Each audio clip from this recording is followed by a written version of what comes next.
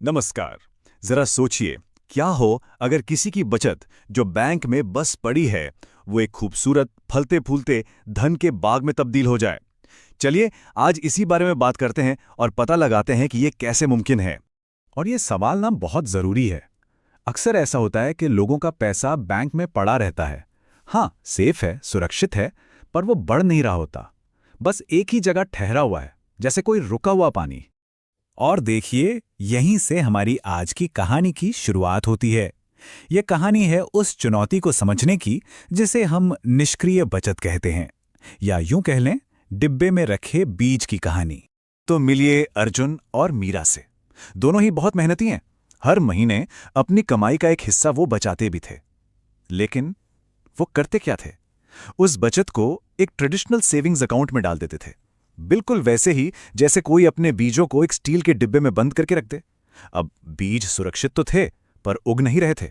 लेकिन फिर उन्हें एक ऐसे अदृश्य दुश्मन का एहसास हुआ जिसके बारे में उन्होंने सोचा ही नहीं था। इन्फ्लेशन, यानी मुद्रास्फीति। ये ना एक ऐसे कीड़े की तरह है जो धीरे धीरे बिना दिखे उनके बीजों की ताकत को खाता जा रहा था। मतलब उनके बचाए हुए पैसे की जो खरीदने की ताकत थी वो वक्त के साथ कम हो रही थी। तो जब उन्हें ये समझ आया, उन्होंने फैसला किया कि अब कुछ बदलना पड़ेगा। लेकिन जानते हैं सबसे पहला कदम क्या था? बीज बोना? नहीं नहीं, पहला कदम कुछ और ही था। वो था अपनी वित्तीय मिट्टी को समझना। ये सवाल तो हम सबके मन में आता है ना कि भाई आखिर ये धन का बाग लगाने की शुरुआत की कहाँ से जाए। और इसका जवाब सच कहूं तो थोड़ा हैरान कर सकता है। पहला कदम सीधे सीधे इन्वेस्ट करना नहीं है। नहीं, पहला कदम है खुद को समझना, बिल्कुल वैसे ही जैसे बाग लगाने से पहले मिट्टी को परखा जाता है। तो इस मिट्टी को परखने के लिए ना दो बहुत ज़रूरी बातें समझनी पड़ती हैं। पहली है रिस्क लेने की क्षमता, मतलब ये जो बाग लगाया जा रहा है वो कितना बड़ा तूफान झेल सकता है। और दूसरी बात है टाइम होराइजन, यानी समय सीमा। सीधी भाषा में कहें तो फल की कटाई कब करनी है। अच्छा, तो जब एक बार मिट्टी की जांच हो गई, तब आता है अगला कदम। अब बारी है एक ऐसा बाग लगाने की जो हर मौसम का डटकर सामना कर सके। और यहीं पर काम आती है एसेट एलोकेशन की ताकत। जरा सोचिए, कोई भी समझदार किसान क्या कभी अपने खेत में सिर्फ एक ही तरह की फसल उगाता है? नहीं ना। ठीक उसी तरह समझदारी इसी में है कि सारा पैसा एक ही जगह ना लगा दिया जाए, क्योंकि एक डाइवर्सिफाइड यानी एक विविध बाग ही मुश्किल से मुश्किल समय में भी टिका रहता है।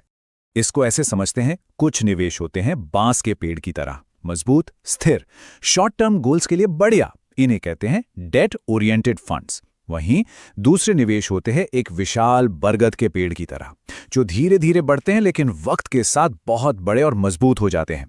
ये लॉन्ग टर्म गोल्स के लिए एकदम परफेक्ट हैं। इन्हें हम इक्विटी ओरिएंटेड फंड्स कहते हैं। तो सबसे जरूरी बात क्या है? यही कि एसेट एलोकेशन का सीधा सा मतलब है अपने बाग में बांस और बरगद दोनों तरह के पेड़ लगाना। इससे पोर्टफोलियो को एक बैलेंस और एक मजबूती मिलती है। लेकिन रुकिए, सिर्फ बीज बो देना ही तो काफी नहीं है ना, है ना? उन बीजों को लगातार पोषण भी तो चाहिए, उन्हें पानी देने की भी तो जरूरत होती है। तो यहीं पे अर्जुन ने वो सवाल पूछा जो शायद कई नए इन्वेस्टर्स के मन में आता है। क्या शुरू करने के लिए एक ट्रक भर के बीज चाहिए?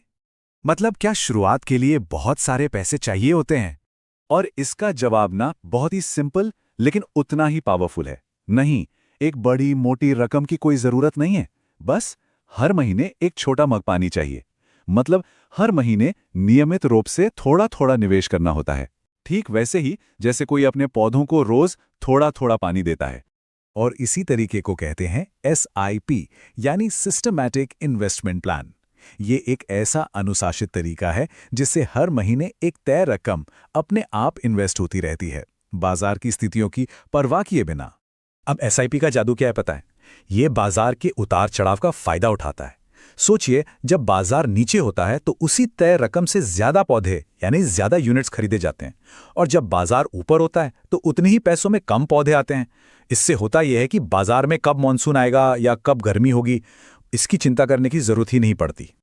लेकिन क्या हो जब मौसम सच में बहुत खराब हो जाए, जब बाजार में एक बड़ा तूफान आ जाए?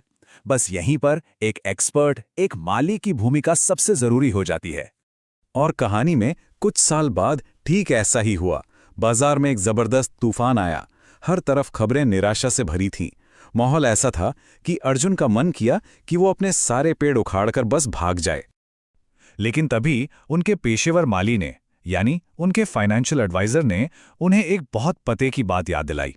उन्होंने कहा, सिर्फ इसलिए कि कुछ देर से बारिश हो रही है, कोई अपने विशाल बरगद के पेड़ को काट नहीं देता। धैर्य धैर्य रखना बहुत जरूरी है।